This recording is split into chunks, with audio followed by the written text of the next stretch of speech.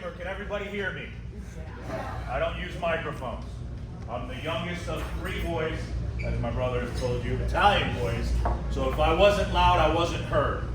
So I enjoy doing this. I don't like a microphone because it limits my range to be able to talk and kind of get to know each and every one of you. If you've never sat through my presentation before, let me tell you, you're going to fall in love with Asphalt today. How many of you believe that? Yeah, he's shaking his head. Look at that. Anyway, I hope that this presentation or this class will answer some questions that you might have. Some of you have come here because you like the setting and you like being part of this. Other of you have come here to try to get some answers and maybe some understanding about a future job you have. Well, this is a great place to be. My goal is to help you apply some common sense to asphalt. I'm not a real smart guy. I just have a little bit of common sense. And if you look at it from a common sense perspective that I'm going to teach, you can become pseudo asphalt experts. Okay? But please, if you do have questions ever, reach out to the real guys that do this. But you will have some tools to take back to your property. Fair enough? Right? So my brother and Sandy are here in the room. Any questions you might have, please get with them. Just to summarize a little bit about what my brother said, we solve parking lot and asphalt problems. If that's what you're going to say, what do? We solve parking lot and asphalt problems. Very broad statement, but if you can think about it anything horizontal, that's what we do. All right? I will say this.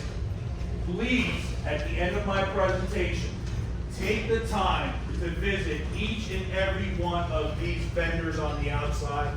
It's because of them that I'm able to do this for you, and it's very important that you show some appreciation, get to know them, and you never know when you're going to need any one of these. And believe me that they have been handpicked for you because of their history, their reputation, and what they can offer you. Okay? Fair enough? You guys ready? Oh, come on. Come on, a little bit more. All right. See, I'm psyched about this. I need you to be right here with me. All right. My name is Mauro Camuzzi. This class is Common Asphalt Issues and Solutions. Okay?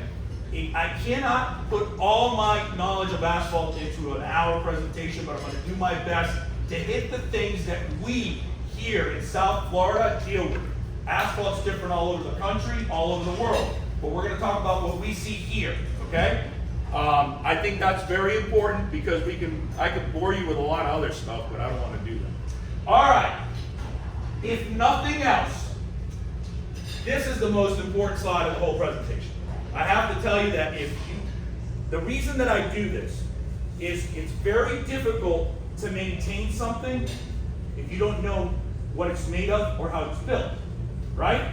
So I believe that having a base of knowledge of what you're looking at when you walk outside, in your roadway, in your parking lot, speaks mountains for you. You will be better armed at looking at something, knowing what's there. All right? So, asphalt. When I talk about a roadway or a parking lot, you guys go outside, right? You look outside and you look at the asphalt on top of the parking lot or your road. You walk outside your driveway. You see asphalt, you think, that's my road, or that's my parking lot. It's only part of your road or your parking lot. It's part of a whole, let's call it section or assembly of layers that make up asphalt roadways and parking lots. What's very important is these layers are individual. They have a lot of importance individually, but they cannot work without the others. Okay? If you have just one of these layers, it cannot last a long time. All of them come together to give you a parking lot or a roadway. How many of you have lived in the same place for more than 20 years? Okay? That parking lot or roadway, there's no way it can last as long as it has if it didn't have an assembly like this that came together to give you that road or parking. Understood? I mean, pretty simple, right? So let's get into each one of these courses or layers of your parking lot that you see. Because what you're looking at is the final product. You've inherited the final product.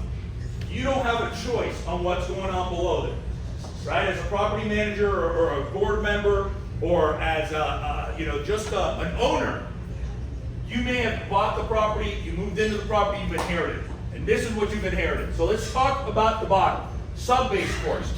That sub-base course, that is the bottom. What is it here in Florida? It's your virgin soil. It's your native soil. Imagine, see this golf course here? If a developer buys this golf course, they're starting with something that's there now. When you buy a piece of property or somebody buys a piece of property to develop it, they're starting what's there now. An engineer will do a study. They'll look at that sub-base. They'll look at what's there now and see if you can build on it. We're in Florida, right? Got a lot of muck, sand, different items that are in the ground that will not support loads. So that's why they have to look and make sure that your sub-base, your actual soil that's there now, is compatible to have loads on top of it. Okay? So that is very important, because if it's not, anything you build on it, just gonna sink. If you look at closer to the ocean, closer to A1A, you guys know what I'm talking about, right? If anybody is close to the ocean, A1A, you'll see different things happening in your property. You're wondering, why is it happening over here and not over here? Well, because when you get closer to those areas, you're going to have a lot of sub-base issues that over time are going to show up, right? But sub-base, your native soil, got to make sure it's good, got to make sure it's compacted. If it's not good, what do? They take some out. See all those big dump trucks that are always causing traffic jams?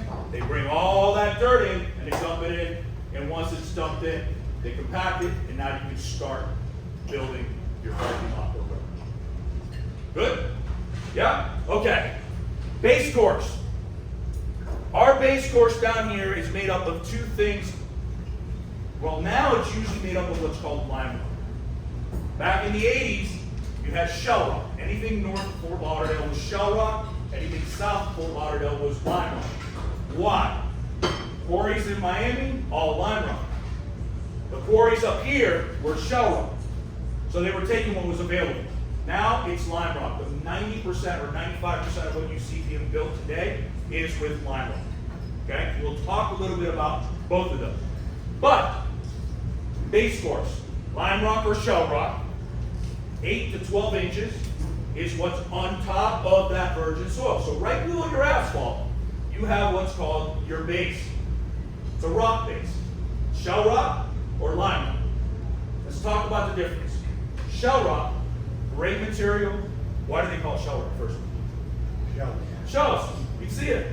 I mean, you see all these big shells. I've had people ask me, hey, can you do the asphalt with shells in it now? It was done because that was the quarry. The aggregate that was going into the asphalt had shells. But some people love the look of the shells in the asphalt. We don't do that anymore. It's all lime rock, so that's not sexy. Anyways, so shell rock gets compacted, 6, 8, 12 inches, gets compacted, watered down, compacted, big rollers. You guys know the big rollers, right? Back and forth, vibrating, causing problems on the neighboring properties. Everybody says everything falls off their balls, right? Well, they vibrate it, they get it nice and tight, compacted, right? And it's great, as long as you don't disturb it. What does that mean?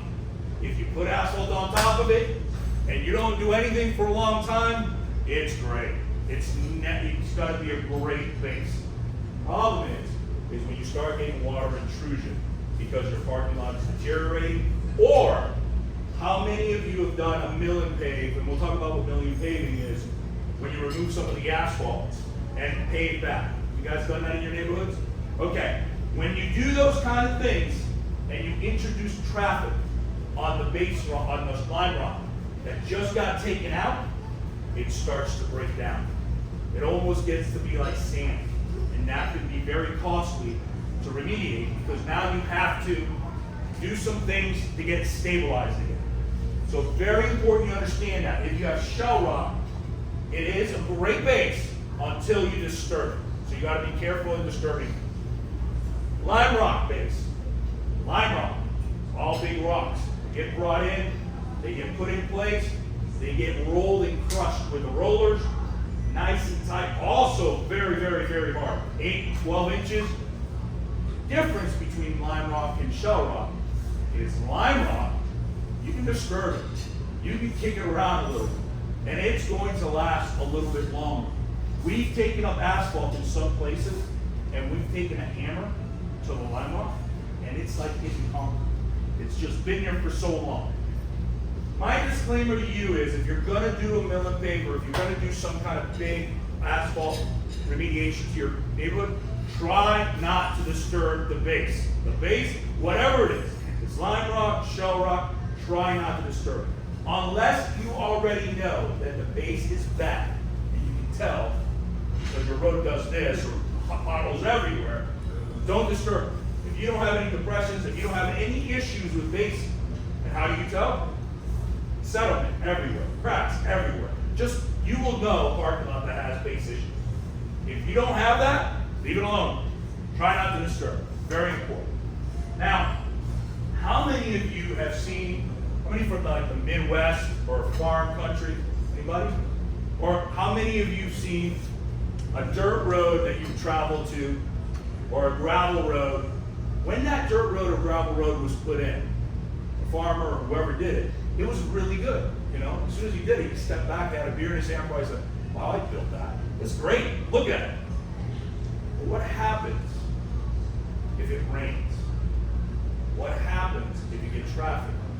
Right? So a dirt road or a gravel road or a lime rock road, we build temporary roads with lime rock. They're great until it starts to rain, because lime rock or shell rock is held together by all the little fine particles that you've crushed and crushed and crushed, holding everything together. Everything is tight. Everything, there's no air voids almost, right? When you start getting rain, some of those fines start to wash away, loosening up that base, right? Then you get a car, drives over it. When the car drives over it, some depressions, loosens it up a little bit, spreads it around. So when you have a base or that lime rock or shell rock that gets water, rain, traffic, it starts to deteriorate. So what do you have to do? You have to cover it with something. That's where your asphalt pavement comes in. If nothing more, I want you to think of your asphalt pavement as a waterproof blanket for your base road. Does that make sense? Because the loads on your parking lots or roadways, 12 inches, that's what's holding those trucks, those trash trucks you see every day, right? Those moving vehicles that you see every day. That's what's holding that load. Asphalt here in South Florida is an inch. 1 inch of asphalt, ladies and gentlemen, is all you need, as long as you have the proper base below. Okay? That's all you need, as long as you have the proper base. Remember, asphalt's only as good as what's below. Either existing asphalt that you're putting asphalt on top of, or the base below. It's only as good as that, because we could right now go out to this golf course and say, you know what? Let's put 6 inches of asphalt there and we'll do a temporary parking lot. Okay. By next week, it's all broken. Because the asphalt's flexible, but it's going to start to crack. So let's talk about asphalt pavement, okay? What is asphalt?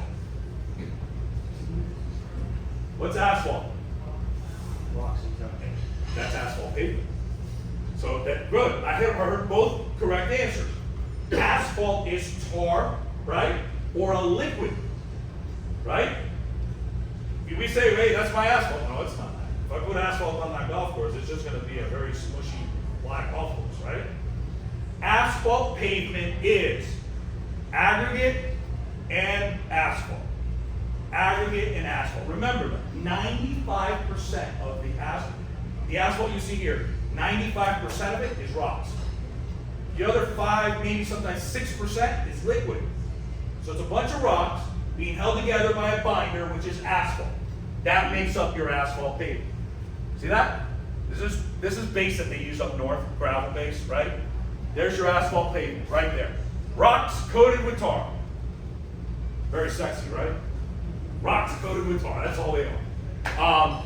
What makes asphalt so desirable for roads? Well, we can do an inch. 1 inch will hold anything. 1.5 inches will hold even more. 2 inches will hold anything we have now. What happens if we do 2 inches or 1 inch of concrete? Cracks, it breaks. Why? It is not great at bending. It's very stiff. It's going to break. It's brittle. Asphalt is a flexible pavement. You can't see it with your naked eye, but when a car drives on it, it flexes. You can't see it, but believe me, it does. And I'll tell you why. How many of you from upstate or New York? Right? Hot summers, right? Take a kickstand out of your bicycle or your motorcycle, put it down on the asphalt, and walk away. What happens that day? It'll fall over because that asphalt is flexible. It's made to be flexible. It gets hot and it gets even more flexible. So when you put your kickstand down, it's just going to go, go, go, bye-bye. So understand, asphalt is a flexible pavement. It's not pretty. It's not meant to be pretty. It's useful for what you need. Okay? Now, let's talk about, I promise this is as technical I'm going to get. I don't like technical in this presentation. I like common sense and very simple. Technical. You have different mixes, asphalt mixes. Okay? Here in South Florida, I'm only going to talk about 2 types of asphalt because that's all you need to know in HOAs or in condos. Okay? That's all you're going to use. Highways, use different. You don't need that. You don't do 60 miles an hour. You don't need drainage from hydroplane. So, you have type S asphalt and type SP asphalt. Okay? S and SP. Let's talk about the first one. Type S. Right here. Type S asphalt has S1 asphalt and S3 asphalt. That's all you need to know. There's really an S2. S1, S2, S3. Can anybody tell me what those numbers mean? Oh, kind of. Size of the stones. Size of the stones. Size of the aggregate. S1 has the biggest, S2 has smaller, S3 has the smallest. Why is that important for you? Well, asphalt's not really pretty. But the last thing you want to do as an HOA or a condo is see a lot of rocks in your road. You're going to see some, but you don't want to see a lot, right? Aesthetically, S3 asphalt works better. And at 1 inch S3 asphalt you can put down. S1, because of the size of the stone, the minimum you can do is 1.5 inches. So it's going to cost a little more money because of the thickness. But the larger the stone, the thicker the asphalt has to be. S3 is what you should be using or have in your parking lots or roadways. I guarantee you anything that was done before the 90s. S3 asphalt's what they do. All right? So S1, S2, S3, size of the aggregate. 1, 2, 3. 1's biggest, 3 smallest. Right? Got that? Well, like anything else, you know, we've got some painters here, we've got some different people, vendors. Like anything else in this world, technology has allowed us to make things better, right? So you have paints and it says the paint is this good, but if you get this paint, it's better, right? Why? You don't know why. But it's better. That's what they say. It's much better. This paint is better because something they put in. DOT got together and said, hey, we need to figure out a way to make asphalt last longer, and we need to find a way to watch over certain types of asphalt to make them better, right? So what they came out was super paved asphalt, SP. So now we have SP, super paved. What makes it super? Well, polymer modified binder. You can't modify the rock. So let's modify the binder that holds it together. So you put certain things in it to make it better.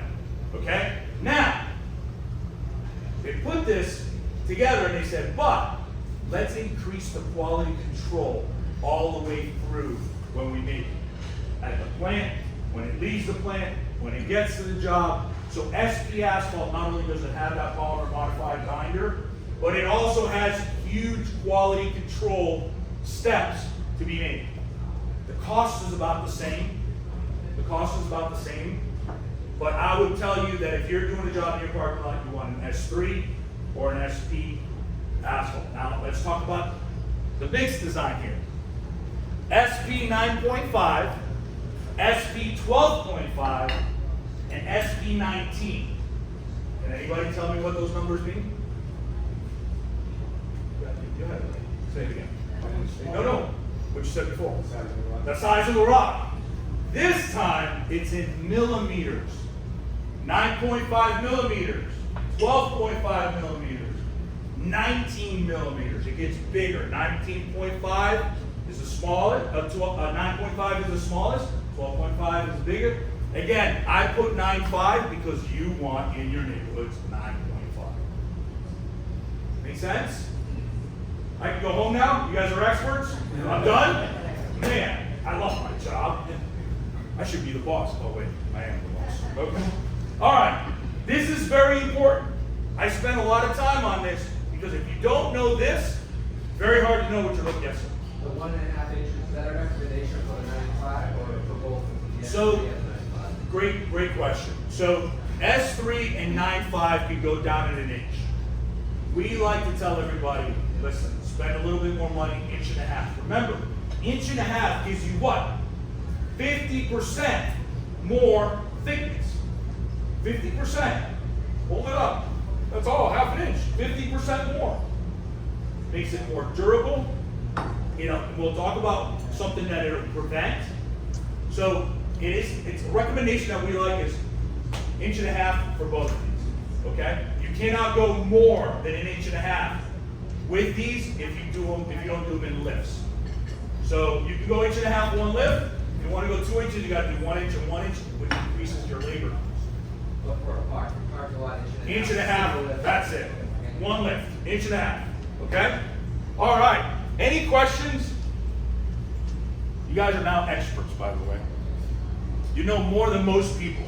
All right, let's talk about the real issues that you guys came here for. Typical life cycle of asphalt. Why do I say typical at the top? Asphalt is like us. Not one person has life, all of us have different lives, right? Let's say if I was a daredevil when I was a kid, jumped, stunts, motocross, this, right? And put my body through a bunch and never took care of myself, never went to the doctor. My lifespan is probably going to be a little bit less than somebody that what? Took a doctor every now and then, took care of themselves, ate right, did what they were supposed to do. Asphalt's the same. Okay? So what I really want you to see, this is a great slide because what I want you to see is that as asphalt ages, you need to do more maintenance. As asphalt ages, it requires more work to maintain. Now, if you take care of asphalt in its younger cycle, you probably could do less maintenance later. Does it sound like anybody that we know? Look in the mirror, right? Right?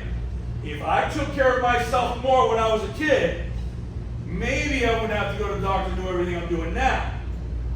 Right?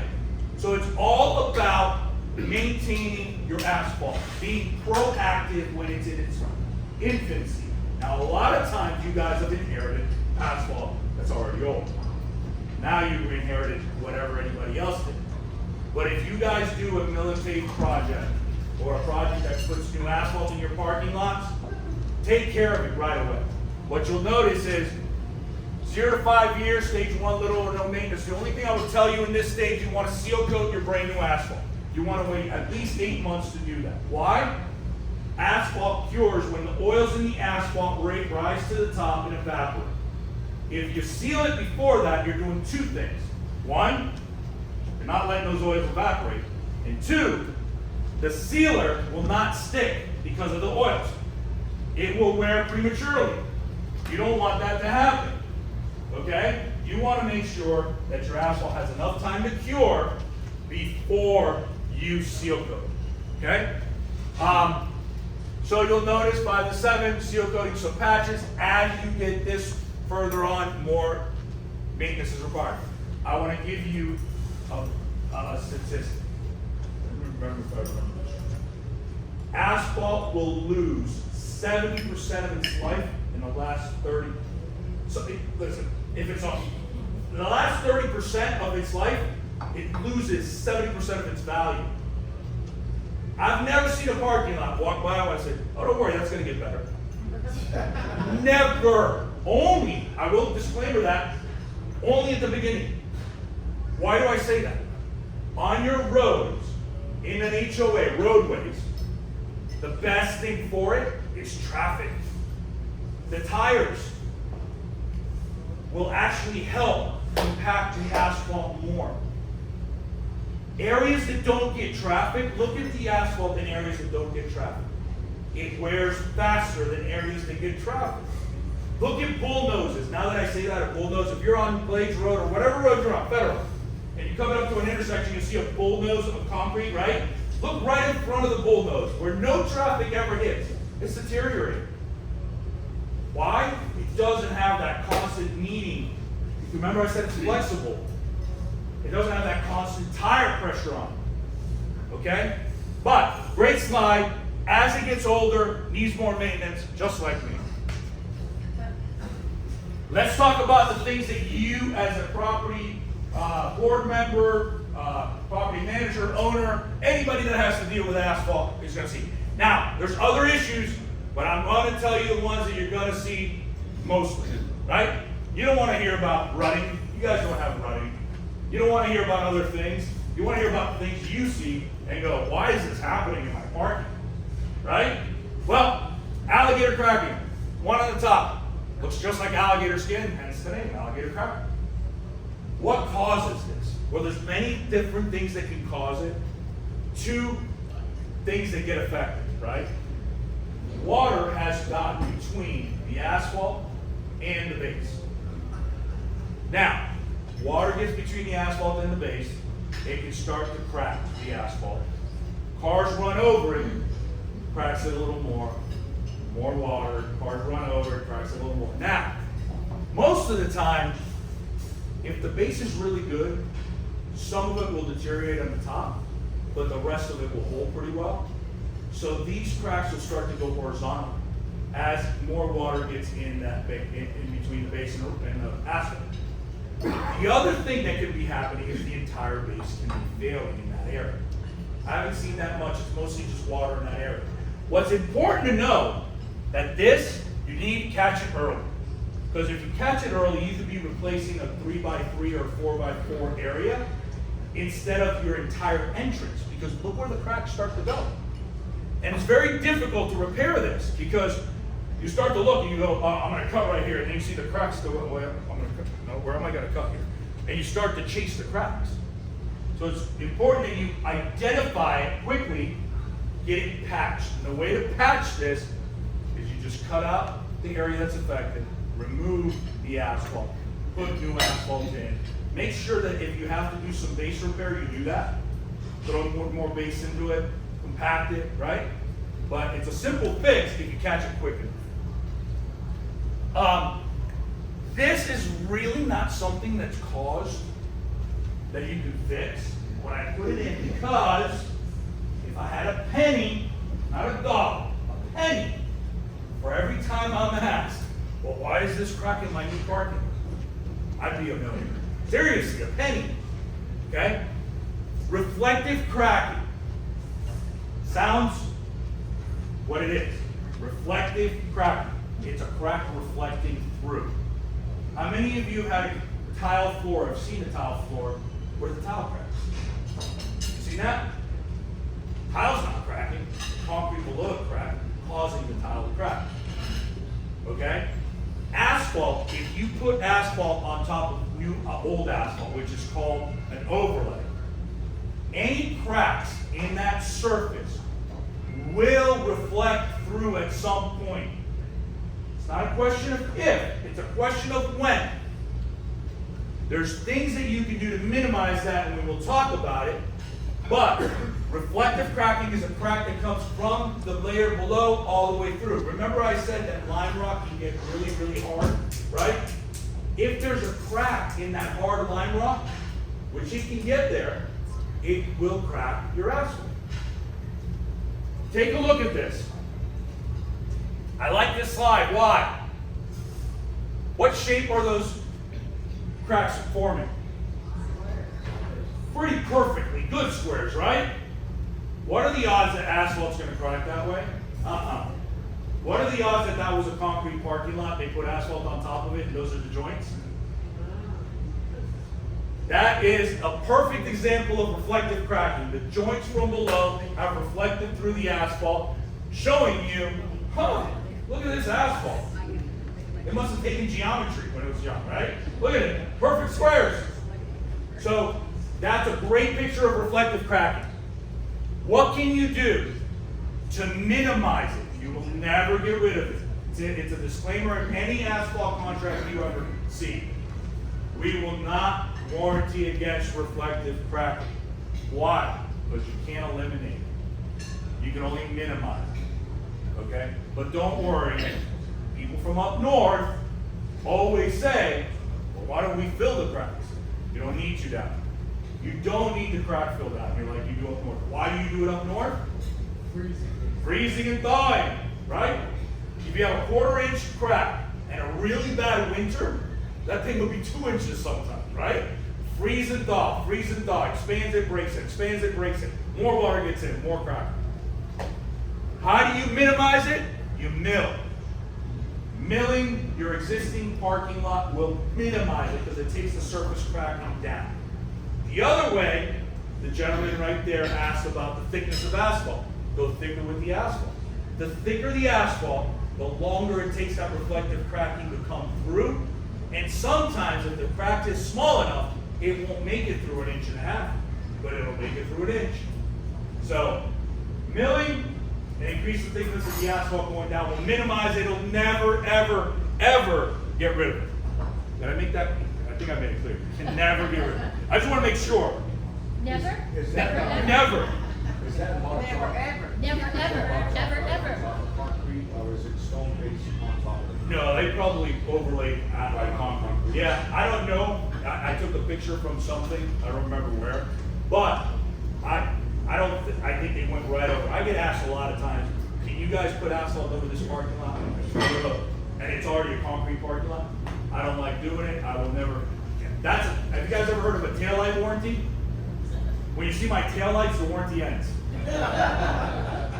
Seriously, and I've said that to customers. I go, look, I'll do what you want, but I'm going to disclaimer this. It will not last, and I promise you you're doing the wrong thing.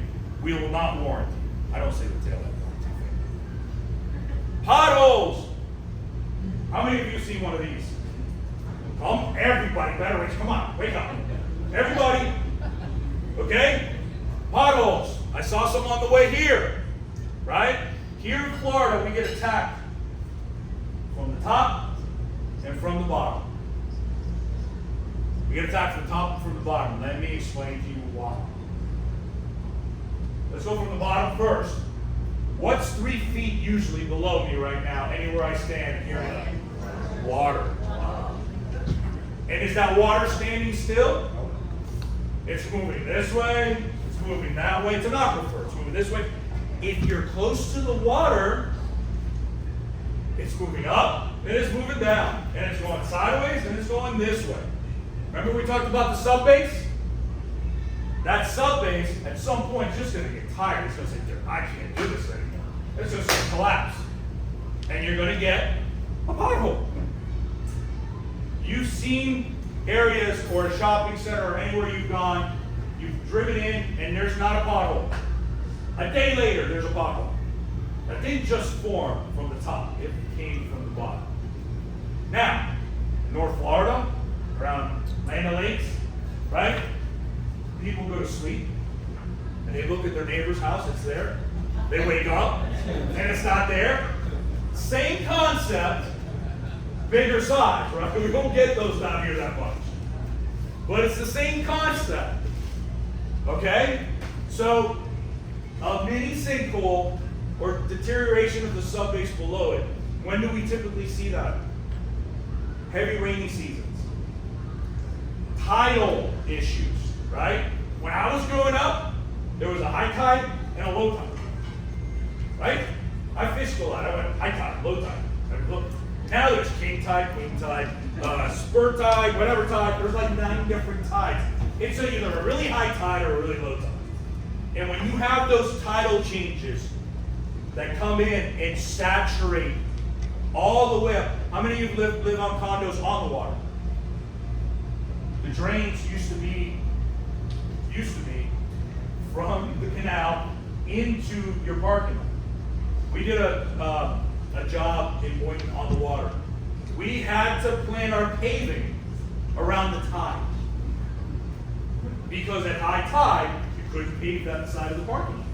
It was a big condo association, and it had a bunch of parking lots, 6 of them, that came that way against. And on the east side, against the intercoastal, we could not pave without checking the tides first. So, tidal, a lot of water in saturating the water, all the rain we just got, all this rain we've been getting, you'll see potholes starting to form in different places. Any questions about this? How do you fix this? Well, look at this. Remember I said, this is good.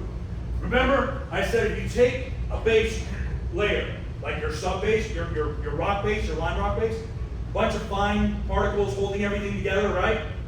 And when I introduce water, they get loose, and you get those fines to go away, and that's what causes deterioration. Look at this. What do you see there? Just big rocks. There's no stability there. That can't hold asphalt. But if you look under here, you really can't see it, but if you look under here, you can see some of the fines and everything's kind of still tight. As more water gets in, look what's happening. It starts to wash out those fines, it starts to break. Right? Fix it, cut a square. I like squares. Nothing but squares and rectangles. No circles, no triangles. Just cut a square, okay? Square. Take it out, put in new base if you need to. Sometimes you can fill that void with asphalt if you do it in lifts. Just make sure you do it in lifts. And then put new asphalt in, and you're done. You got a brand new patch on your roadway park. This is a huge liability, by the way, to cars, pedestrians. Here's a good one. Root damage. How many of you seen that? How many of you like that? See, I got you. So, root damage is a way of life here in South Florida.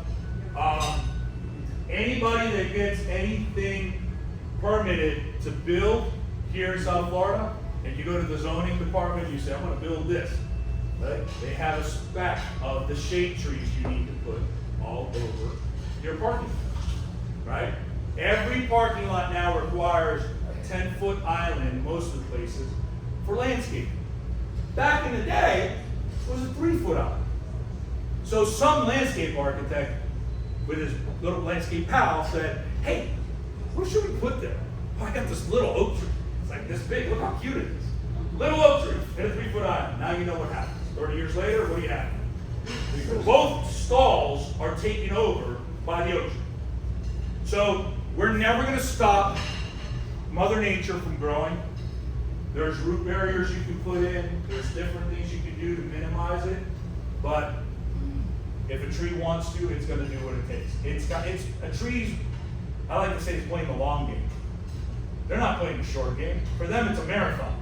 They're going to put their roots down and they're going to find water regardless. If it takes them 20 years to lift that curve, they're going to lift it. But they're in it for the long haul. Okay?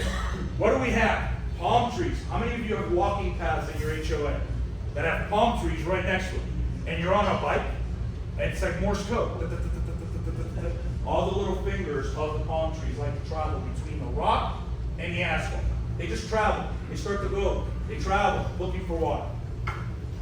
This one, ficus. One of the worst things that happened here in South Florida was ficus. Because it's not a plant. It's not a hedge. What's ficus? A tree. These things grow. They got very aggressive root systems. Now they're beautiful trees. I'd love to see a ficus tree. But ficus hedges have caused a lot of damage to asphalt and concrete. In this scenario right here, you probably got some of that ficus and that tree causing that asphalt to break. The best thing to do here is you cut the asphalt with the root, okay, with the root. I've never killed a tree doing this, disclaimer. Cut it, take out everything that's affected by the root, remove the root, replace the base, because if that root's been growing, it's probably going to have some base issue, or just make sure that you compact it, put in new asphalt. How do you prevent it or minimize it? Root barriers work. I like curbing, and I'll tell you why later. Okay? Curbing. So, yeah, and my other joke about this is landscape architects back in the day knew their grandkids were going to go into the concrete and asphalt business. Because if anybody knew, they went to school for this. They're architects. They know. They said, hey, look at that. You're going to get an asphalt guy. We're going to make millions. So that right there is a common thing. You'll never get away from it. But I can promise you it's one of the biggest liabilities you're going to find out there in your parking lots. Okay? Oil spots. All right. That's it. Now you're paying attention. I've seen you doodling. I'm kidding. Oil spots. How many of you seen one of these? One of the worst things for me as an asphalt contractor is building a brand new parking lot and watching it get ruined by oil and other things. It's absolutely, unnecessary. You can take care of it. There's ways to prevent it a little bit, but asphalt in its first 8 months of its lifespan is very susceptible to oil and any other chemical because it's still curing. Over time, it cures, it gets hard, and it gets a little bit better. But in those first 8 months, it's going to absorb oil. All right? If I dare you, when you see this, and it's not always oil, trash trucks, HOAs, hydraulic oil, diesel, gas from contractors working in your neighborhoods, pouring gas into their machines that spills, chlorine from pool contractors, or in shopping centers, chlorine stores, pool stores, where they wash their stuff out in the back. You'll see how bad it deteriorates asphalt. If you drive, I can tell you when there's a pool cleaning business or a store when I drive the back of a shopping center. So oil damaged asphalt is prevalent here in South Florida. If you look at any grocery store, 7-Eleven, Publix, anything like that, all the stalls closest will always have the oil damage. So that's where everybody wants to go, right? So they have more traffic. Now you can take a key or a knife. I'm not telling you to go out with a knife. You can. And you go and you take your knife and you try to pick right here with your knife. It's not going to do anything. You do it here, and you can pick it out like butter. It's breaking down the asphalt. Now, how do you prevent this? The only way to prevent it on your side is by seal coating your parking. Seal coating acts as a barrier between your asphalt and the elements. Kind of like waxing your car. Anybody driven on Alligator Alley on a bad day with bugs? Remember love bugs? Love bug season? Have you ever tried to take a love bug off your car? It's like you need a degree. You need some kind of scientific degree in chemistry to get a love bug off your car. But if you waxed your car, it comes off a little easier. You could have gone to community college to get that. You don't need it. But what I'm saying is the protective layer that's going to prevent oil from going into your asphalt or anything else is the sealer. When you seal coat your parking lot, stuff sits on the sealer. It's made for that. And when it rains, it'll wash off. Okay? Best way to fix this is you cut out a square, remove the asphalt, put new asphalt in. Okay? Now we had a conversation. There is some stuff out there that is now, it's got bacteria in it, and the bacteria actually eats the oil. I've used it as a contractor. It has worked to a certain degree. You still see the stain, you still see it, but it minimizes. So there are some things out there that will do that. Okay? Water is your enemy. You're never going to get rid of water. Us as asphalt contractors, one of the hardest things we have to do is get water to move. Up north, you get north of the Carolinas, a parking lot can have 6 feet of drop from the store to the other end of the parking. I go visit Pennsylvania all the time for my wife's sister. And you can skateboard down the parking lot without pushing. You just get on, you skateboard. The hills that these things are made of. So here in South Florida, we're flat. We're lucky to have 2% fall. You know what 2% fall is? This is my knife. This is level. This is 2%. Can you tell the difference? Seriously. Handicap accessible stalls. Supposed to be flat. You know what the code is? 2%. So it's pretty much, here, let me show you again. That's flat. Ready? It's 2% now. Seriously, you can't tell the difference. The water just creeps and creeps down that 2%. So most roadways are built with a 2% crown in the middle. And if you get 1% after many years of that parking lot being there, you're very lucky. Because what do we have? Settlement. Things start to settle. And your parking lot might be great here.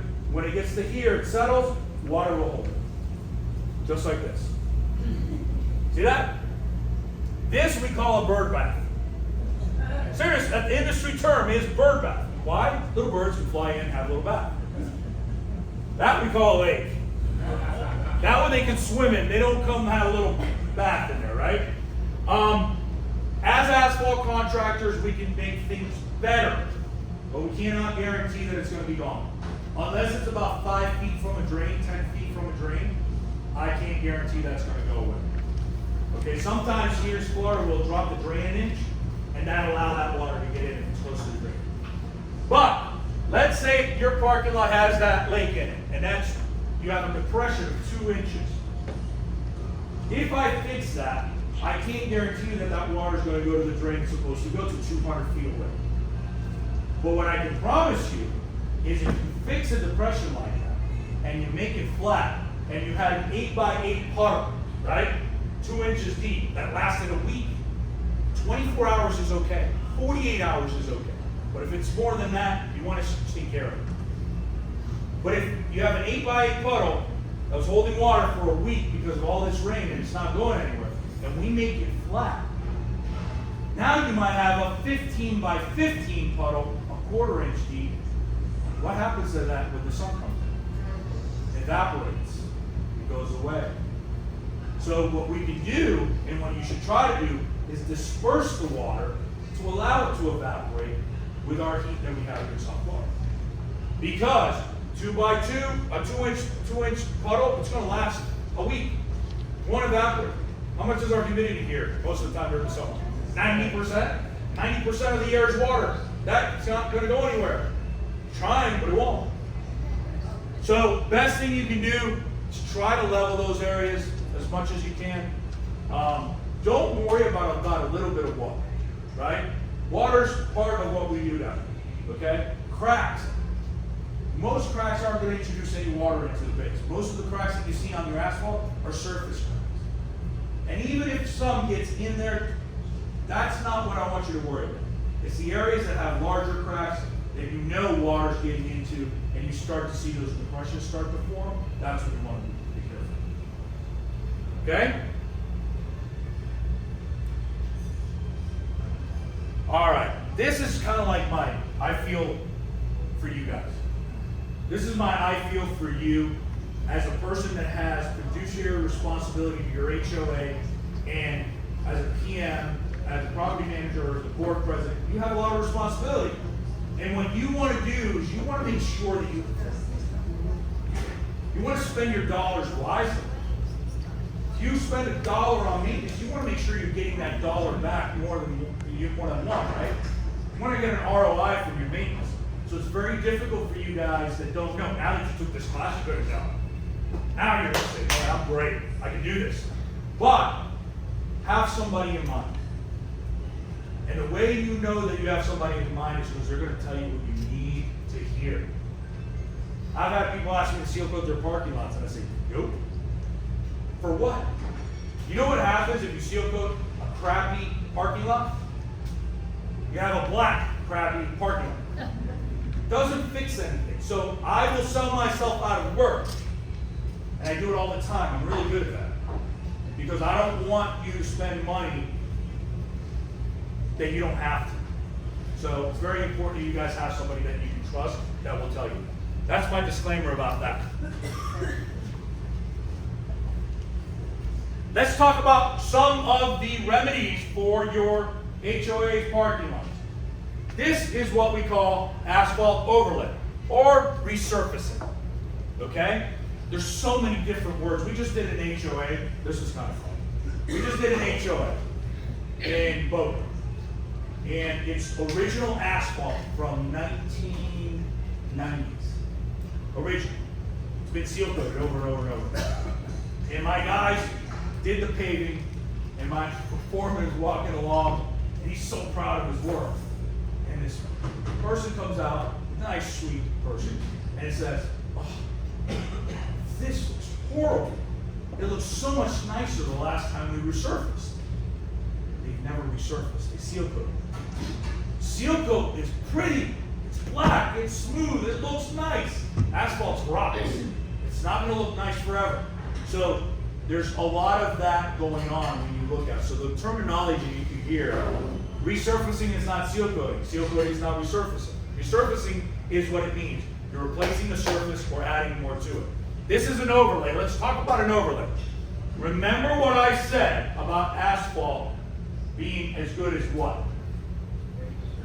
Or what's below it, right? So if you're putting asphalt on top of asphalt, the old asphalt is part of the base, right?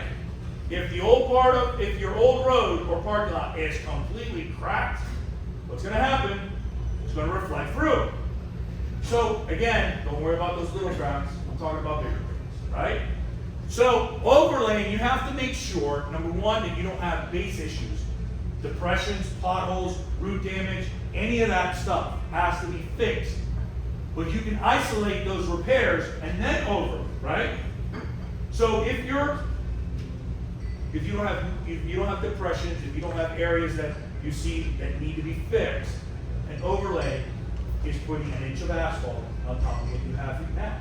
So if you already have an inch or 3/4 because it's worn, right, over time, now you're going to end up with an inch and 3/4. What does that do? It gives you a better structural number for your paving. It gives you more structural capacity, right? Which adds life to your whole road. You know, there's people out there say an inch of asphalt on top of another inch doubles the life expectancy of that remaining road. So if it was 15 years that you had remaining on that road, you put that inch of asphalt, you could probably get 30 years out of it. These are all numbers of people that are much smarter than me that came up with them, so I can't tell you how they came up with them. All I know is the structural capacity of it becomes better.